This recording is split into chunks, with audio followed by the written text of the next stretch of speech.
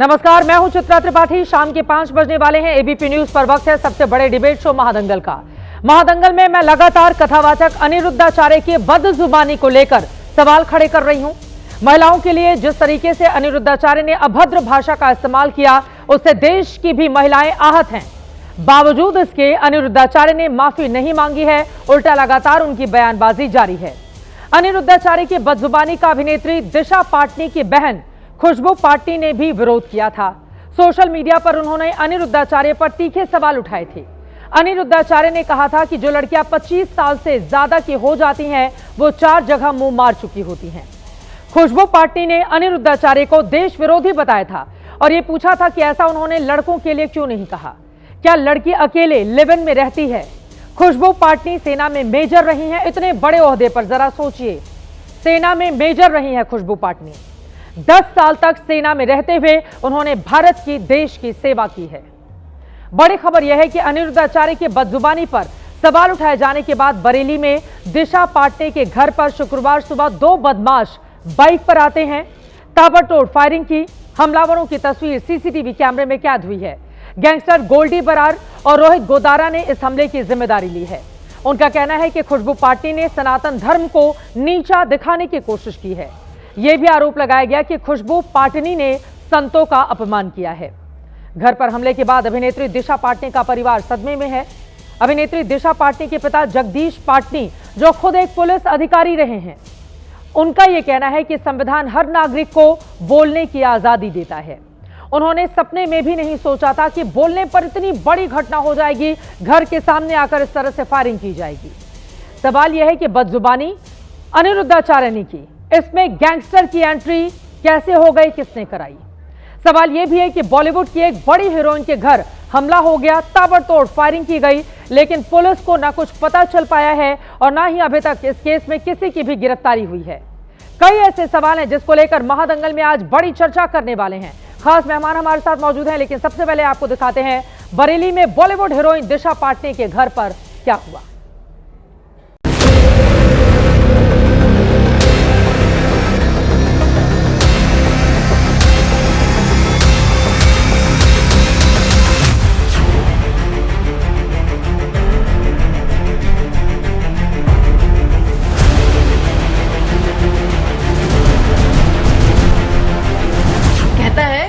कि 25 साल मतलब 25 साल से जो लड़कियां हैं, 25 साल के ऊपर वाली लड़कियां हैं, सारी नहीं, कुछ जो लिव इन में रहती हैं, वो मुंह मार के आती हैं। 4-5 लड़कों का मुंह मार के आती हैं।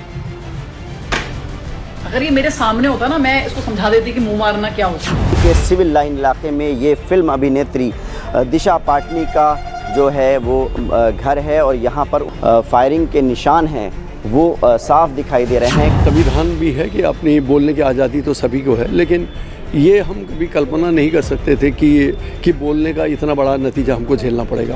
All the of the society, all the of the society is following this. He is saying लड़कियां लिव इन में होती मुंह मार के आती। उसने ये क्यों नहीं बोला जो लड़के लिव इन में रहते हैं वो भी मुंह मार के आते? क्यों नहीं बोला उसने? क्या कि लड़की अकेले लिव इन में रहती है? आप तो खुद आश्रम में इतनी वृद्ध महिलाओं को आप उनकी सेवा कर रहे हैं, आपको तो कम से कम महिलाओं के लिए ऐसे शब्दों का प्रयोग नहीं करना चाहिए। उत्तर प्रदेश की जर्जर कानून व्यवस्था और जंगल राज की पराकाष्ठा है कि पहले गैंगस्टर सेलिब्रिटी दिशा पाटनी के घर पर गोली चला रहे हैं और उसके बाद उसकी जिम्मेवारी भी ले रहे हैं। ये कहीं ना कहीं भारतीय जनता पार्टी के जंगल राज को बता रहा है।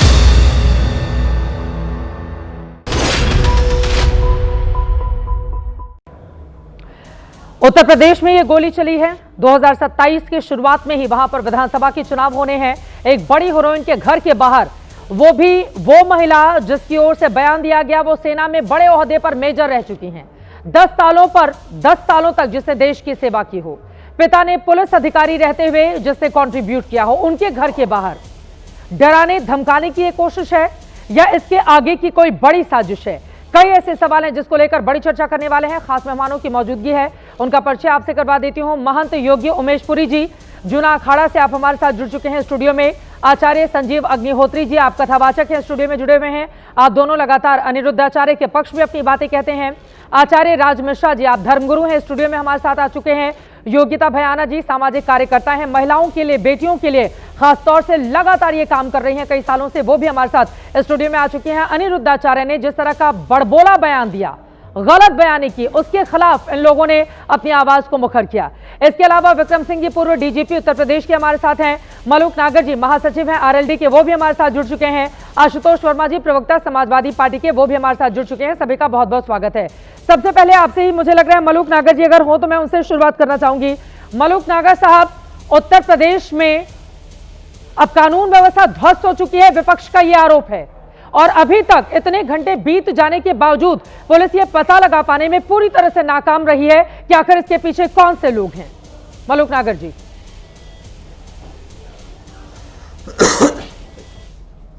देखिए चित्रा जी, सरकार संवेदनशील है और अगर कहीं भी कोई घटना घटती है तो उसको संज्ञान लेके उस पर कार्रवाई के लिए प्रयास एकदम जारी रहेगा और आने वाले समय में बिल्कुल स्थिति स्पष्ट हो जाएगी कि कानून सबके लिए एक जैसा है, चाहे कोई बड़ा है, चाहे कोई छोटा है, चाहे कोई किसी भी जाति और धर्म का है। अरे अपराधियों के हौसले इतने बुलंद हो गए हैं कि हीरोइन के घर के बाहर आकर फायरिंग करते हैं, फरार हो जाते हैं, उनके बारे में पुलिस कोई जानकारी इकट्ठा कर नहीं पाती है। मतलब इस देश में बोलना इतना बड़ा गुनाह हो गया क्या? वो भी एक अनिरुद्धाचार्य जो लगातार गलत बयानी कर रहे हैं, उनके खिलाफ। और किस व्यक्ति के घर के बाहर हमला किया गया, वो खुद पुलिस ऑफिसर रहे हैं। उनकी बेटी जिनको लेकर इतना बवाल खड़ा किया जा रहा है, वो सेना में मेजर रही हैं। बोलना इतना बड़ा गुनाह हो गया जिससे देश की सेवा की हो, उस व्यक्ति के, उस महिला का मुंह बंद कराने की कोशिश की जाएगी और सरकार हाथ पर हाथ धरे बैठी रहेगी। मलूक नागर साहब।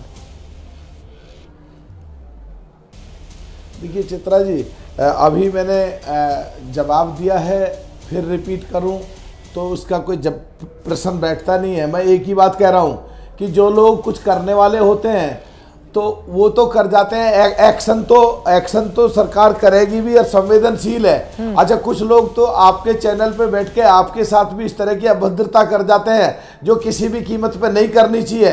तो आप उसके लिए आने वाले समय में सावधानी बरतती हैं, किसको बुलाएं किसको ना बुलाएं। अगर कोई घटना घटती है, मेरे साथ कोई अभद्रता करता है, मैं स्टूडियो से तुरंत बाहर कर देती हूँ। लेकिन लॉ एंड ऑर्डर एक बहुत बड़ा सब्जेक्ट है मलूक नागर साहब, उसको स्टूडियो की डिबेट से आप तुलना नहीं कर सकते। तो मैं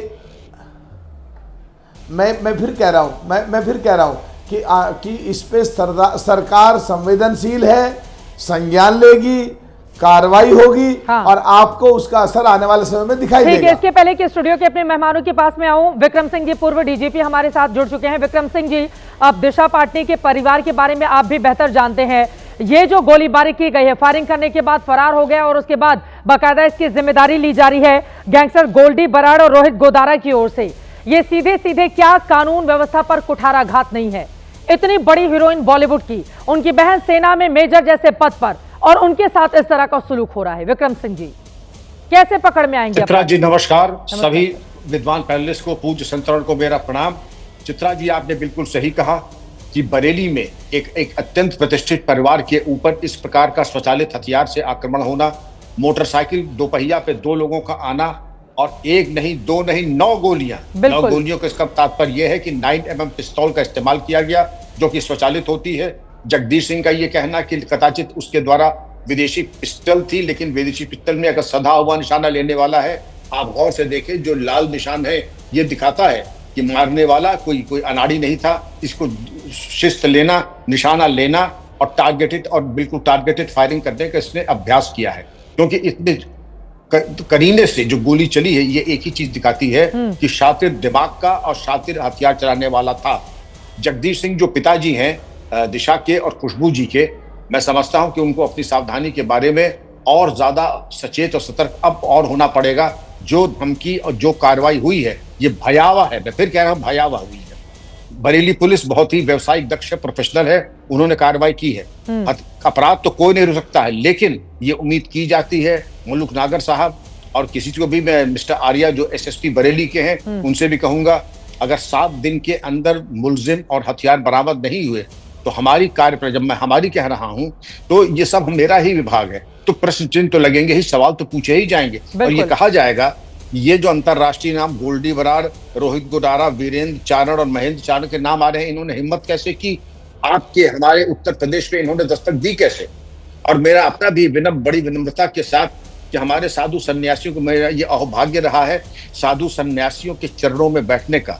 श्रृंगार रस और फैशन की बात करने से अगर हम परहेज करें तो वो बहुत अच्छा रहेगा। साधु संत कभी भी श्रृंगार रस की बातें न करते थे, न करते हैं, और अगर हम कर रहे हैं तो ये अंतर मंथन का विषय। चित्रा जी, मैं बहुत बड़ी बात कह रहा हूं और अधिकार चेष्टा कर रहा हूं। ये बहुत बड़ी बातें आपकी ओर से कही गई हैं, मैं पूरी तरह से सहमत हूं। साधु संतों का, कथावाचकों का काम महिलाओं का श्रृंगार देखना नहीं होता है। बच्चे कैसे पैदा हो रहे हैं, उनके माँ बाप ने पहले क्या किया, ये बताना नहीं होता है। 5 साल के बच्चे की आंखों पर चश्मा होता है तो उसके माँ बाप पहले मुंह मार कर आए होंगे, इस तरह की बातें करना नहीं होता है। जिन 12 साल के बच्चों के हार्ट अटैक की वजह से जान जाती है, उनके परिवार का मखौल उड़ाना नहीं होता है। हिंदुस्तान की आजादी 15 अगस्त इसलिए नहीं मनाई जाती है क्योंकि सारा का सारा समंदर अगस्त ऋषि ने पी लिया था। उसके लिए लाखों लोगों ने इस देश के लिए अपनी जान ली थी। इस तरह का कथावाचक है अनिरुद्धाचार्य। सारे कथावाचकों को एक साथ आप मत तोलिए, यहां पर सिर्फ एक व्यक्ति की बात हो रही है। वो अगर इस तरह की बदजुबानी करेंगे तो क्या उनको कतई बर्दाश्त किया जाना चाहिए? और मैं तो हैरान हूं कि आखिर यूपी सरकार की ओर से ऐसे कथावाचकों पर खुद ही स्वतः संज्ञान लेते हुए कार्रवाई क्यों नहीं? क्योंकि ये लोग भ्रमित करने का काम करते हैं। ये लोग जब गलत विज्ञान पढ़ाएंगे तो उससे भ्रमित होंगी वो महिलाएं जो गांव से आकर घंटों घंटों इनको सुन रही होती हैं। अब मैं यहां पर जल्दी से एक बात करते हुए, आदि शंकराचार्य, उनसे बड़ा तो इस देश में कोई नहीं है। आदि शंकराचार्य का मंडन मिश्र और उनकी पत्नी उभय भारती के साथ प्रसिद्ध शास्त्रार्थ हुआ था। एक महिला से जब हारने लगे थे आदि शंकराचार्य तो उनको अपना रूप परिवर्तित करना पड़ा था, ज्ञान की प्राप्ति करनी पड़ी थी, और उसके बाद जाकर उन्होंने मंडन मिश्र की पत्नी के साथ शास्त्रार्थ किया था। हमारी प्राचीन परंपरा है कि महिलाएं, बेटियां या लड़कियां अगर सवाल उठाती हैं तो उसका सही और सटीक जवाब दिया जाए। उनको मारने के लिए उनके घर के बाहर मत पहुंचिए, वो आवाज उठाएंगी, वो किसी से भी नहीं डरेंगी, क्योंकि ये देश का सवाल है और देश को भ्रमित करने का काम अगर कोई भी करेगा तो फिर उसके खिलाफ इसी तरह की आवाज बुलंद की जाएगी। आज वो परिवार डर और दहशत में है क्योंकि एक बेटी ने सही सवाल उठा दिए थे अनिरुद्धाचार्य पर। लड़कियां मुंह मार कर आती हैं, अनिरुद्धाचार्य कथावाचक है, क्या शोभा देती है इस तरह की भाषा उनको बोलना? और उसके बाद लगातार वो लड़कियों को अपमानित करने का काम अपने मन से करते हैं और सोचते हैं कोई बोले भी ना। और ये होते कौन है अपराधी? इस तरह की चुनौती देने वाली यूपी सरकार की ये जिम्मेदारी है। उस परिवार को आप देखिए, उसका कितना बड़ा कंट्रीब्यूशन है इस देश के लिए, इस समाज के लिए। जो महिला खुद सेना में रहकर आई हो, आज उसको डर और दहशत इस तरह से घेर चुका है। अब मैं सीधे आशुतोष जी आपके पास आते हुए उसके बाद स्टूडियो में आऊंगी। आशुतोष जी, अब टीमें गठित कर दी गई हैं। पुलिस का यह कहना है कि जल्द से जल्द अपराधियों को बख्शा नहीं जाएगा, उनको पकड़ लिया जाएगा। फिर इस विषय पर समाजवादी पार्टी क्यों राजनीति कर रही है? आशुतोष वर्मा जी, पुलिस तो तुरंत एक्शन में आ गई। धन्यवाद चित्रा जी। देखिए, यूपी के लॉ एंड ऑर्डर की बात जब भी आएगी समाजवादी पार्टी सवाल उठाएगी, क्योंकि बार बार भारतीय जनता पार्टी पिछले 8 सालों पे इसी बात पे कहती है कि समाजवादी पार्टी में लॉ एंड ऑर्डर खराब था। मैं पूछता हूं कि हर बार हम आपके साथ बैठते हैं, ऐसे ही लॉ ऑर्डर की बात करते हैं, पुलिस के ऊपर सवाल नहीं उठाते हैं। पुलिस तो अपना काम करती है, अब भी करती, पहले भी करती थी, लेकिन आज हौसले इतने बुलंद हो गए हैं कि अंतर्राष्ट्रीय गैंग जो अमेरिका में बैठा है वो उत्तर प्रदेश में ऑपरेट करके एक पुलिस वाले के घर में फायरिंग कर रहा है। इन चीज़ों को आप मार्क कीजिए, ये हौसले कहाँ से आ रहे हैं? और दिशा पाटनी के पिताजी रिटायर्ड सीओ हैं पुलिस में, उन्होंने कहा कि वो विदेशी पिस्तौल की आवाज़ें थी। इसका मतलब पूरी तरीके से रेकी की गई है, उसके बाद फायरिंग की गई है और खुलेआम धमकी दी गई है। ये क्या हो रहा है? जिस दिन अनिरुद्धाचार्य ने ये बात बोली थी, अगर उसी समय भारतीय जनता पार्टी के बड़े नेता या उनके लोग वहां बोल देते कि आप गलत बोल रहे हैं तो किसी की हिम्मत नहीं होती। बिल्कुल। वो हो क्या रहा है? बोला था, पाटनी की बहन हरियाणा के एक मंत्री ने बोला था, उसके बाद वो ऐसे चुप हुए, दोबारा फिर उनकी आवाज नहीं आई। महाराज के साथ जोड़ दिया। हाँ, हरियाणा के एक मंत्री ने बोला था, अनिरुद्धाचार्य के खिलाफ बोला था, सरकार की तरफ से उसके बाद वो चुप हो गए, फिर उनकी कोई बात ही नहीं सामने आई और ये आदमी बोलता रहा। चित्रा जी, आप भारतीय जनता पार्टी की स्थिति देखिए, आपकी इस डिबेट में आने से मना कर दिया है। आज भारतीय जनता पार्टी का कोई नुमाइंदा बैठा नहीं है, क्योंकि वो कहीं भी नहीं कुछ बोल सकते हैं। एक तरफ लॉ एंड ऑर्डर फंसे में, दूसरी तरफ जो है वो गोल्डी बरार के साथ खड़े हुए हैं। उत्तर प्रदेश की लॉ एंड ऑर्डर की व्यवस्था इतनी खराब है कि गोली भी चलने देंगे और गोल्डी बरार की बात भी मानेंगे। ऐसा कैसे हो सकता है? ये इस देश की आधी आबादी की बात है, ये इस देश के नहीं प्रदेश की लॉ एंड ऑर्डर की बात की, जिसके दमखम पे ये सरकार चला रहे हैं। सपा में और बीजेपी में आपस का कोई झगड़ा है कि पिछले दोनों साल के अखिलेश प्रवक्ता यादव के एक घर में साथ गोली आजकल चली। टीवी शेयर नहीं करते। एक बार मैं स्पष्ट कर दूं कि सपा और बीजेपी का ये आपस का झगड़ा है कि दोनों एक साथ टीवी चैनल शेयर नहीं करते। बीजेपी के लोग आते हैं तो सपा के लोग वॉकआउट कर देते हैं, सपा के आते हैं देखिए तो चित्रा बीजेपी जी, के लोग आप लोगों का आपस का झगड़ा है। चित्रा एक बार मैं जी, क्लियर कर देती हूँ। हाँ, ऐसा जल्दी से अपनी बात कीजिए, फिर मैं कोई स्टूडियो में झगड़ा आती हूँ। नहीं चित्रा जी, हाँ, गलत बात, हाँ। गलत बात है। आपकी पर्सनल प्रॉब्लम हो सकती है किसी की चित्रा हाँ, जी, जी। ये सामाजिक मुद्दा है। अगर सत्ताधारी दल इस पे जवाब नहीं देगा तो आप उनकी बाइट लगाइए, उनको बुलाइए। वो नहीं हमारे साथ बैठना चाहते, उनकी बाइट लगाइए। मलूक नागर हम तो जी खुल के बैठे हुए बैठना हैं, चाहते हैं, आइए बैठे सत्ताधारी हमारे साथ। पार्टी के उनकी उनके हिम्मत नेता है हमारे मंत्री साथ भी बैठने हैं, की। उनके नेता मंत्री भी नहीं, हैं। फिर मैं वही आपकी बात। बात से सहमत हूँ, मैं आपकी बात से अब आप सहमत हूँ। मलूक नागर जी को बुला लीजिए या लॉ फिर- एंड ऑर्डर। अरे मलूक नागर साहब ये कोई सांसद बात रहे नहीं हैं, होती। आप पूर्व सांसद रहे हैं, ऐसा मत कहिए, पूर्व सांसद रहे हैं। आप लोगों का भी बहुत बड़ा सहयोग था उनको सांसद बनाने में। नहीं हाँ, हाँ। मैं उनके नहीं हाँ। मैं उनके सम्मान, चित्रा जी मैं उनके सम्मान नहीं बात नहीं कर रहा हूँ। मुख्य विपक्षी पार्टी जो है उसके प्रवक्ताओं की कमी हो गई है क्या? ऐसा कई बार हुआ है, मलूक नागर जी भी रहे हैं और भाजपा के प्रवक्ता भी रहे हैं। हाँ। आज क्यों आप मुंह सिल के बैठ गए हैं वहां पर? ठीक है, लेकिन वो मुद्दा नहीं है, क्योंकि हाल ही में बीजेपी जाना सपा का चाहिए कुछ उनको, झगड़ा है, सामना करना चाहिए जिसके इस बाद देश ये का। लोग एक साथ नहीं बैठते हैं। उस पर नहीं जाते हुए हमें इंतजार रहेगा कि कम से कम ये लोग एक साथ टीवी डिबेट शुरू करें। लेकिन अब मैं स्टूडियो में आ जाती हूँ। महंत योगी उमेशपुरी जी, आपसे झगड़ा शुरुआत नहीं है, करते हुए, पिताजी, हम अब बैठे हालात हैं इस तरह से पैदा हो जाएंगे कि अब यहाँ पर दिशा पार्टी के घर के बाहर फायरिंग की जाएगी, देखिए एक बात तो ये समझने दुकान की बंद कराया जाएगा अब कि वो बोल भी ना पाए। नहीं, अगर दिशा पाटनी के घर पर फायरिंग हुई है तो आप उसको अनिरुद्धाचार्य से जोड़कर क्यों देखते हैं? ऐसा क्या क्लू आप लोगों के पास है? हाँ। भाई वो क्लू आप मीडिया में प्रस्तुत कीजिए ना, पुलिस कि तो भाई बता रही समन्वय है, कर हम सके। क्यों बताएंगे, पुलिस बता रही है। नहीं, पुलिस क्या बता रही है कि हाँ। भैया वो लोग वहां फायरिंग करके गए, कोई पत्र छोड़ा है क्या उन लोगों ने? हाँ। उनके घर में कोई लेटर छोड़कर गए क्या? आप अनिरुद्धाचार्य की चीज को गोल्डी बरार से जोड़कर, हाँ दिशा पाटनी ने विरोध किया लेकिन उनके घर पर फायरिंग हो रही है, ये कहाँ तय होता है कि भैया वो अनिरुद्धाचार्य के संबंध रखते हैं? इस प्रकार से हम लोगों को भ्रमित नहीं करना चाहिए। गोल्डी बरार ने या उनके गैंग ने जिसने भी फायरिंग की है, अरे प्रशासन दावा ये कर काम रहे हैं, करेगा। पोस्ट करके सनातन धर्म को लेकर दावा कर रहे हैं, वो बार बार बता रहे हैं।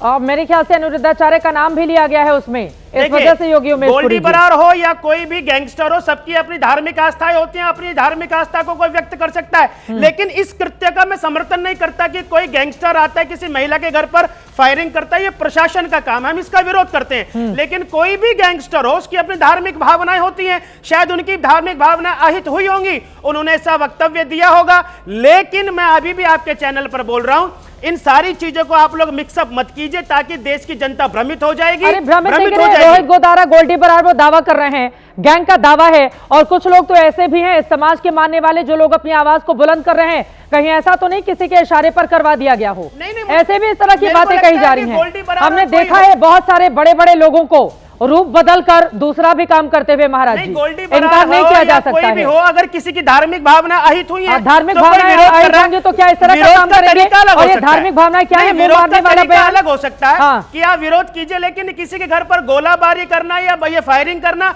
हम इसका विरोध करते हैं। यूपी का प्रशासन, वहां की पुलिस व्यवस्था उसको देखेगी, हमारा विषय नहीं है, ये बिल्कुल। प्रशासन देखेगा। लेकिन किसी आचार्य की भी राज धार्मिक मिश्रा जी। भावना अहित हो सकती है। आचार्य राज मिश्रा जी वो कह रहे हैं किसी की भी धार्मिक भावनाएं अगर अहित हो सकती हैं तो उसमें ये क्या कर सकते हैं? देखिए, सबसे पहली बात तो यह है कि धार्मिक भावना, हमारा सनातन धर्म इस प्रकार का रहा है जो गला काटने की बात नहीं करता है। ठीक है, हमारे सनातन धर्म के अंतर्गत सर तन से जुदा वाला कोई विषय नहीं रहा है। और मैं ये बात कह सकता हूं, इस भारत देश के अंदर कोई कथावाचक, कोई संत अपने अपमान पर यह सह नहीं दे सकता कि किसी घर जाकर के गोली चलाओ या कोई इस प्रकार का कार्य करो। और मेरी दृष्टि से मैं इस बात से सहमत हूं, किसी ने आकर के गोली चलाया, गोली चलाने के बाद वो किसी का नाम ले ले, इससे भी ये कनेक्ट नहीं हो जाता कि उस व्यक्ति ने उसको भेजा था। मैं ये बात बहुत क्लियर करना चाहता हूं, मैं इस बात का समर्थक नहीं हूं। बार बार कहा गया कि नाथूराम गोडसे आरएसएस में जाते थे, 3 बार जाकर के उस पर जांच हुई और तीनों बार नहीं पाया गया। तो किसी के कह देने से मैं ये नहीं कनेक्ट कर सकता कि नहीं वो अनिरुद्धाचार्य या प्रेमानंद जी के, हाँ हो सकता है उनकी भावना है, वो क्या कर रहे हैं वो उनकी रिस्पॉन्सिबिलिटी। लेकिन हां,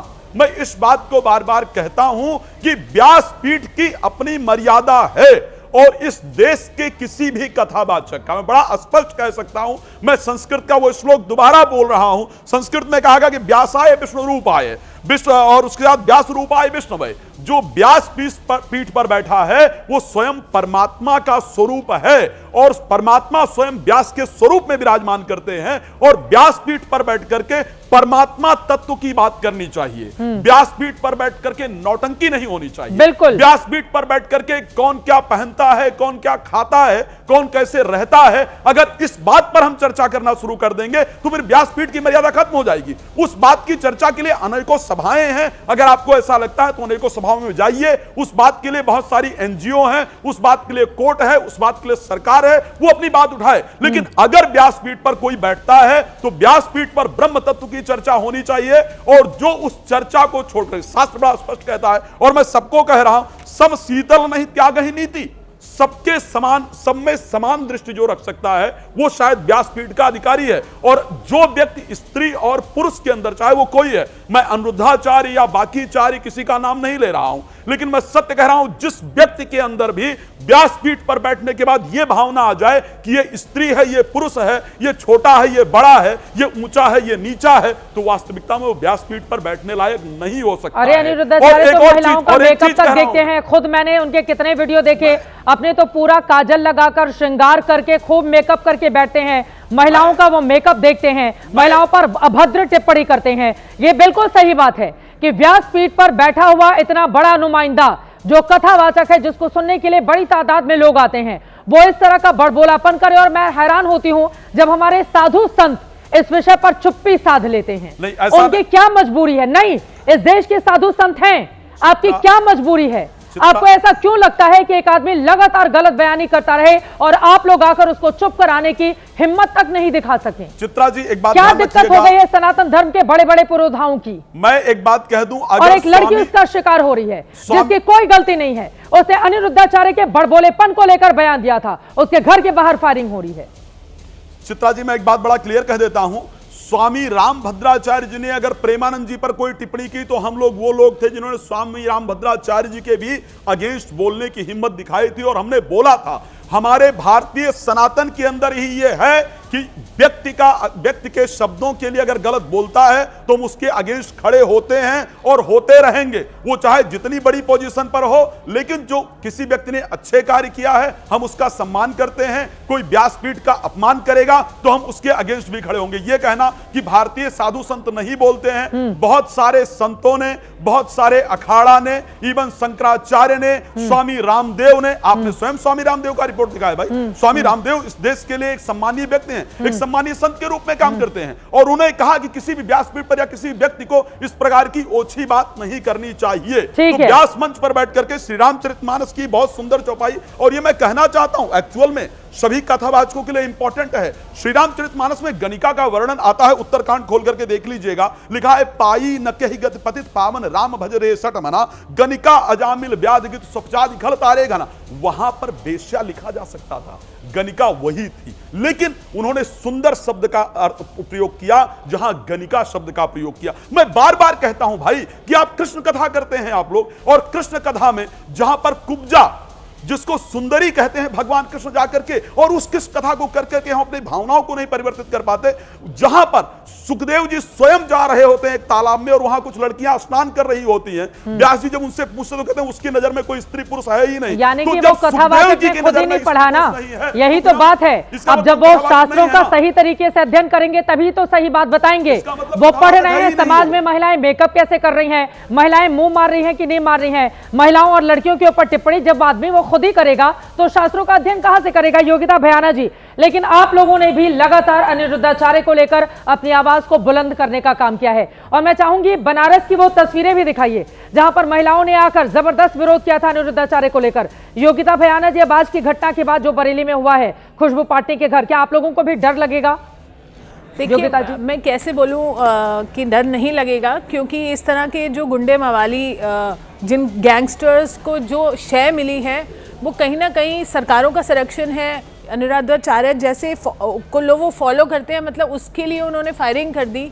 आप सोच सकते हैं कि इस तरह का माहौल है कि आवाज़ किस तरह से उठेगी, और एक दो आवाज़ उठेंगी तो जिस तरह से आर्मी में सर्व की हुई महिला के साथ इन्होंने जो बदसलूकी की है, मुझे लगता है बहुत शर्मनाक है। पूरा मतलब इसमें तो बिल्कुल ही शर्म से डूब जाने वाली बात है ये कि हमारे इस समाज में हम ये आवाज़ उठाने वालों को भी हम ये बोल रहे हैं, और गलत के खिलाफ ये भी नहीं कि उसने, आप सोचिए कोई भी सभ्य समाज किस तरह से बर्दाश्त करेगा वो वैश्या जैसे शब्द यूज कर रहे हैं आधी आबादी महिलाओं के लिए, आधी आबादी के लिए। और जहां पर हमारी सुप्रीम कोर्ट है संज्ञान ले लेती है बेजुबानों पर काटने के लिए, यहाँ पे आधी आबादी को आपने इतने बड़े शब्द में आपने वो बोला, और ये इंसान अभी तक वहाँ कंटिन्यू कर रहा है। कोई भी पीठ हो, कोई भी सपोर्ट सिस्टम हो, आप अभी तक उस पर संज्ञान नहीं ले पा रहे हैं। मुझे हैरानी हो रही है कि वो फॉरगेट अबाउट कि एक ये जो कथा है या जो भी सपोर्ट सिस्टम है उसका, वो इलीगल काम कर रहा है। बिल्कुल वो इलीगल काम है और उससे बहुत सारे क्राइम्स बढ़ रहे हैं। और ये क्राइम का सीधा सीधा आपने देख ही लिया कि उसने इंस्टिगेट किया तो वहाँ पे फायरिंग हो गई। किस तरह से होने दे रही है, प्रशासन होने दे रही है, सब मिले जुले लोग हैं, ये चाहते हैं कि डर का माहौल हो ताकि लोग कम आवाज उठाएं। ये पूरा षड्यंत्र है आवाज दबाने के लिए। लेकिन पर कितने लोगों की आवाज दबाएंगे? एक खुशबू पार्टी के घर पहुंच गए। बनारस में हजारों की तादाद में अनिरुद्धाचार्य के खिलाफ महिलाएं सड़क पर उतरी, उनकी ओर से जबरदस्त प्रदर्शन किया गया।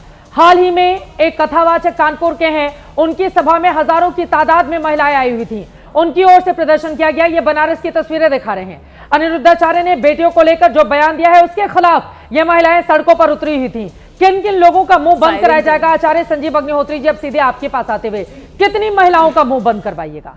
कितने लोगों को बोलिएगा कि अनिरुद्धाचार्य के खिलाफ मत बोलो? और अगर कोई बेटी अपनी जुबान खोलती है, वो सही बात बोलती है, तो उसके घर के बाहर फायरिंग करवा दी जाएगी। देखिए, मैं आपके चैनल के माध्यम से कहना चाहूँगा, जो भी ये गोलीकांड या जो भी कुछ व्यतिक्रम हुआ देश में, ये नहीं होना चाहिए, इसके लिए भर्त्सना करता हूँ। पर कहीं ना कहीं कोई सही बात किसी न किसी को तो कहनी पड़ेगी। घर का पिता है, भाई बेटी कैसे जा रही, बोले बेटा ऐसे नहीं जाना है, आपको सही तरीके से जाना है, बाहर जाना है। कौन सा बाप अपनी बेटी की तुलना वैश्या से करता होगा? नहीं, कैसी बातें कर रहे हैं आप? अभद्र शब्दों का कोई स्थान नहीं, अभद्र शब्द गलत है। किस व्यास मंच पर यह शब्द लिखा हुआ है? कहां पर? मुझे एक सी भागवत के अंदर, श्री रामचरितमानस के अंदर, किसी वेद के अंदर, वो है मंच पर बैठ आपने वो वीडियो देखी चित्रा जी, अपने पिता के साथ बदसलूकी कर रहा था। देखिए, भागवत में भगवान मोहिनी का अवतार बना लेके आते हैं। तो भगवान कहते हैं कथम कश्यप दायादा पुंशल्याम मई संगता, अरे कश्यप नंदनों मैं तो पुंशली वैश्या स्त्री हूं, भगवान ने खुद कहा है। और ये कहा है, और सुनिए सुन लीजिए, ये कहा है कि मैं विश्वासम पंडितों यातु, सुन लीजिए, विश्वासम पंडितों यातु काम नहीं सुना जाती, ये देश के सर्वोच्च ग्रंथ का प्रमाण दे रहा हूं मैं, अनर्गल प्रलाप नहीं करता हूं, देश के सर्वोच्च ग्रंथ का प्रमाण है। सुन लीजिए मिश्रा जी, सुन लीजिए, अरे सुन लीजिए, सुंदरी कहा जा सकता है। अब सुनेंगे नहीं, ऐसे कैसे होगा मैम? क्या बात कर रहे हो? किस जगह पर आप सुन तो लीजिए, मैं आपके सामने चुप रहा हूं। किस स्कंद के अंदर भगवान ने मैं आपके सामने चुप रहा, क्या बात कर रहे हो? मैं प्रामाणिकता से बोल रहा हूं, अप्रामाणिक बात नहीं करता हूं, आचार्य हूं, प्रामाणिकता से बात करता हूं, वृंदावन धाम से। अरे पुंशल्याम मई संगता, भगवान ने कहा, भगवान कहते हैं कथम, बात कर रहे हो आप कि वो बताए महिलाओं को कैसे उठना है, कैसे तो जाना है, भगवान क्या ने ये खाना है, कहा कब कि शादी करनी है, कोई डिग्री लिया क्या उसने?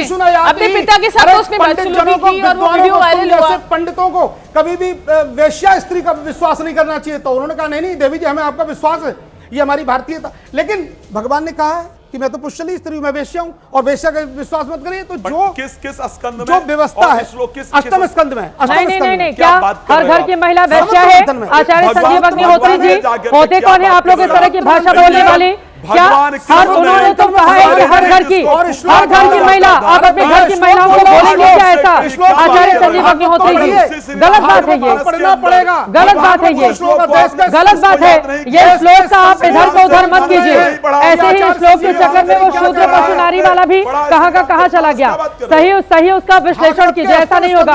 आप घर की महिलाओं को कौन वैश्या बोलता है? आप बोलते हैं अपने घर की महिलाओं को, आप बोलते हैं वो महिलाओं को नहीं बोलते हैं, तो कौन होते हैं आप लोग दूसरे घर की महिलाओं को वैश्या से तुलना करने वाली? चित्रा जी, मैं ये कहना चाहता हूं, उन्होंने जो बात कही है देश हित में कही है, ये देश हित है, महिलाओं का अपमान करना देश हित है। ये है कि आज घात लगाए बैठे हैं कुछ लोग जो कन्वर्ट करना चाहते हैं, अगर आप अपने ही लोगों के प्रति इस प्रकार के शब्दों का प्रयोग करेंगे तो फिर क्या परिस्थिति होगी भाई? आप शब्द के किसी लिए महिला पहली बार जब को, आपके ठीक है, साथ किसी महिला को क्या उसको वेश्या कह करके उसको ठीक किया? अरे होते कौन है अनिरुद्धाचार्य इस तरह की भाषा बोलने वाले? होते कौन है इस तरह की भाषा बोलने वाले? और आचार्य संजीव जी, आप तो इतने बिल्कुल नहीं बोला जाए, थोड़े पढ़े लिखे लग रहे हैं, वह सनातन के जानकार, आप भी ऐसी भाषा बोल रहे हैं? डायरेक्ट इस तरह का अपशब्द बोलने का कोई एक बार बोले आचार्य संजीव अग्निहोत्री मैंने पहले ही कहा था जब आपके साथ आया था कि अपने शब्दों पर सभी को भरोसा रखना चाहिए, शब्दों को संभल कर सभी को बोलना चाहिए। कोई धर्माचार्य, कोई ठीक है, धर्माचार्य आपके दृष्टि से ठीक है, धर्म की बात करें, अच्छी बात करें, देश हित की बात करें, राष्ट्र के समृद्धि और संस्कारों के लिए बात करें।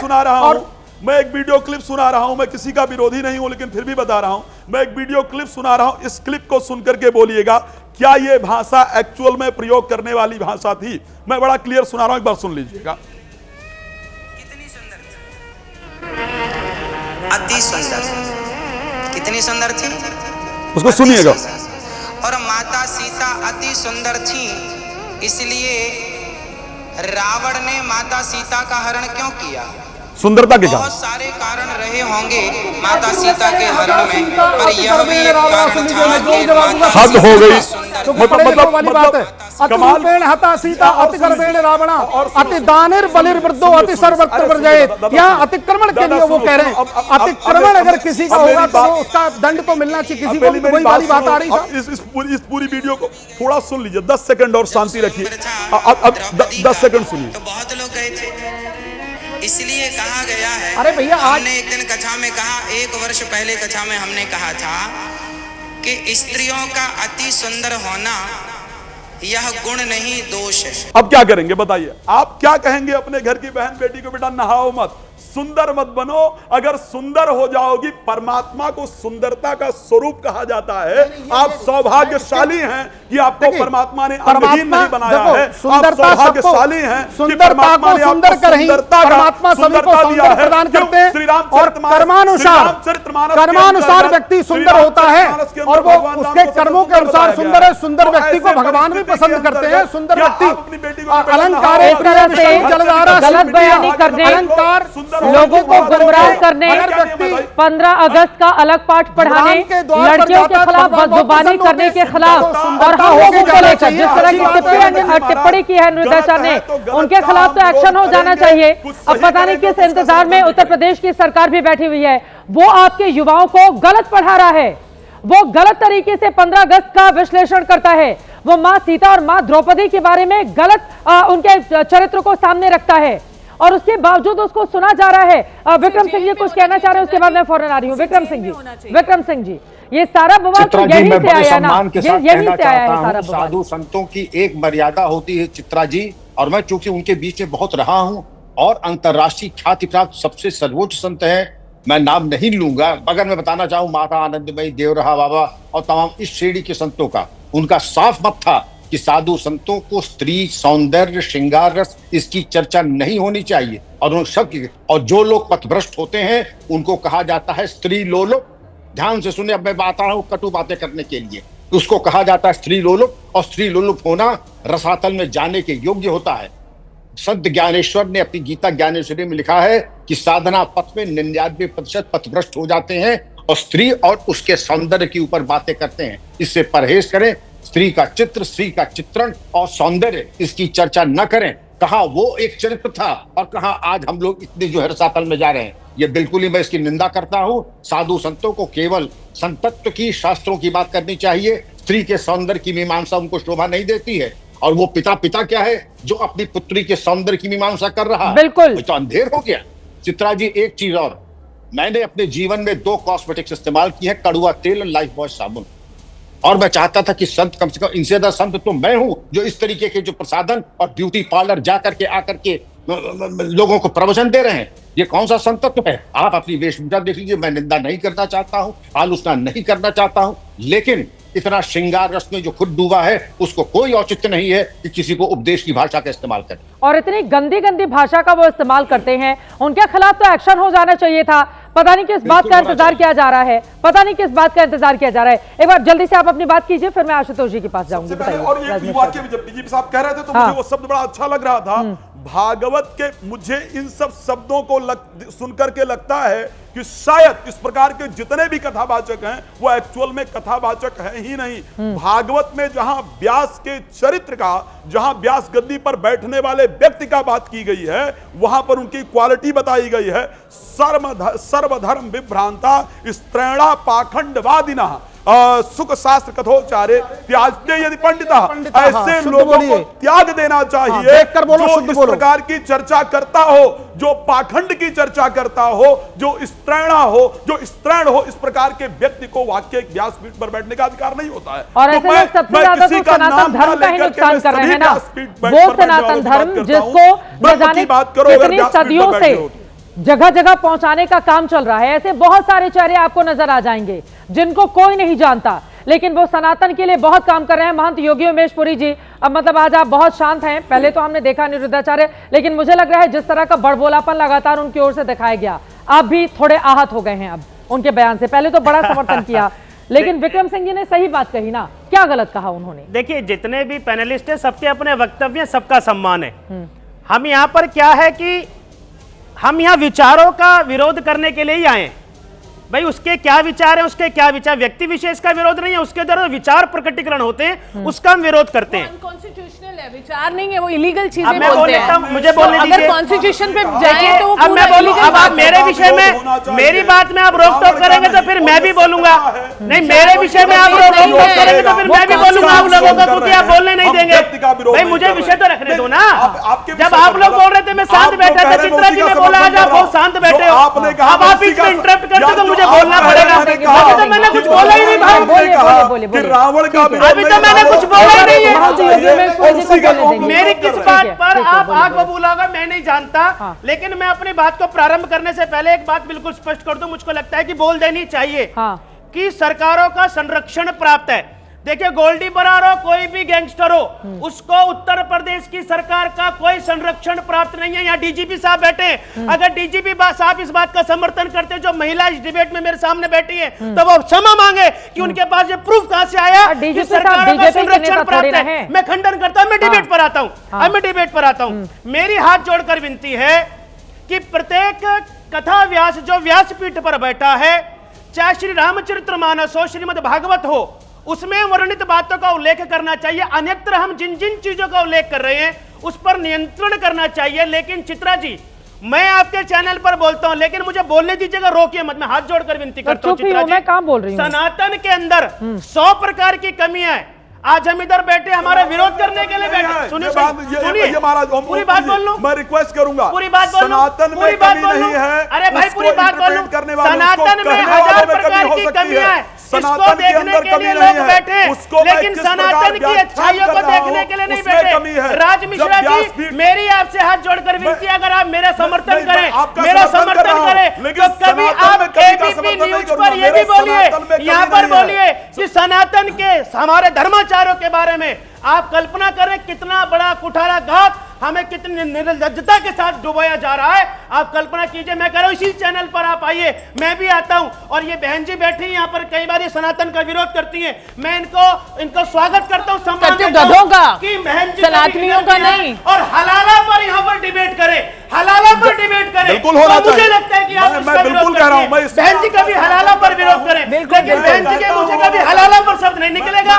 क्यों नहीं निकलेगा? क्यों? क्योंकि बहन जी क्या कर रही हैं, एक विदेशी षड्यंत्रकारी योजना के तहत इन्होंने टारगेट बना रखा है सनातन को दबाने का। लेकिन मैं आपको बोलता हूं, कुछ नहीं होगा, कुछ नहीं होगा। आप जैसे सनातन को, सनातन धर्म को मानती हूं, आप जैसे लोगों को नहीं मानती हूं, में प्राण है, इस देश की सजीवता बची रहेगी, संरक्षण बचा रहेगा। मेरी आपसे विनती है, अरे हलाला पर भी तो डिबेट कराओ, हलाला पर भी तो डिबेट कराओ, हलाला पर भी तो डिबेट कराओ, हलाला पर भी तो डिबेट कराओ, उनको आप बेस्या बोल करके आप धर्म की रक्षा कर रहे हो। ये सपोर्टिव विषय नहीं है। अगर वो सनातन की बहन बेटी नहीं है क्या? आप मुझे बताइए, वो सनातन की बहन बेटी नहीं है क्या? अगर व्यासपीठ पर बैठ करके, व्यास मंच पर बैठ करके किसी भी का अपमान करने का अधिकार है क्या? व्यास गद्दी का सम्मान है क्या? व्यास गद्दी पर बैठ करके कोई भी व्यक्ति किसी एक व्यक्ति का अगर अपमान करता है, अगर उस व्यास तो दिखाओ नहीं, व्यासपीठ से बैठकर हमारा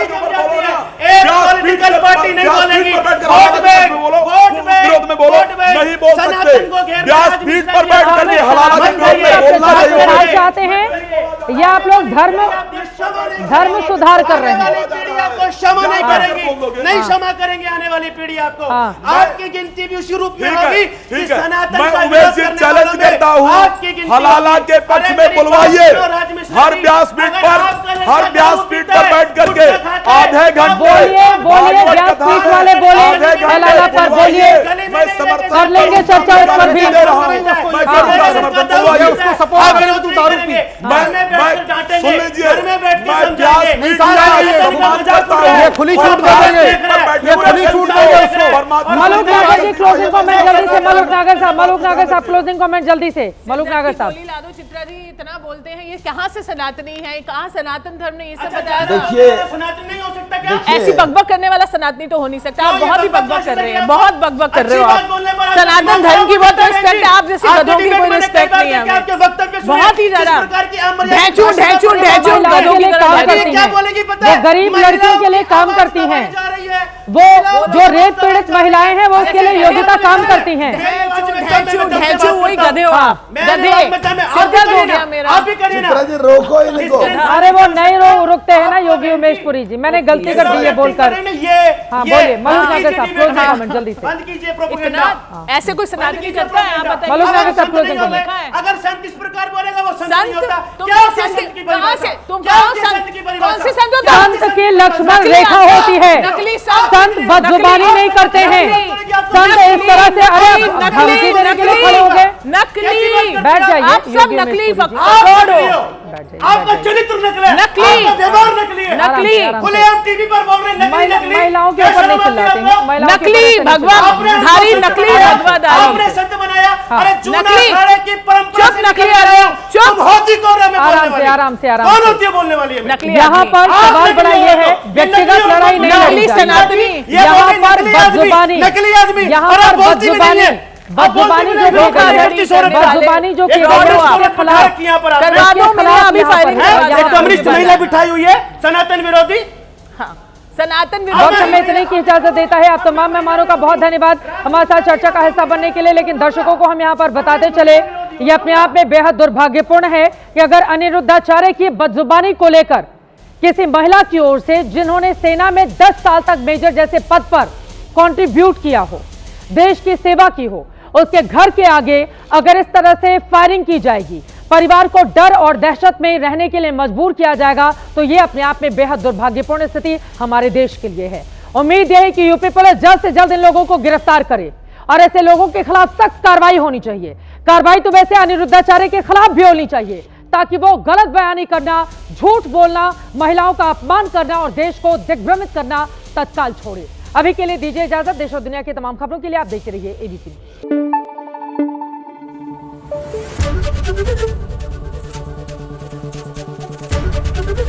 एबीपी न्यूज आपको रखे आगे।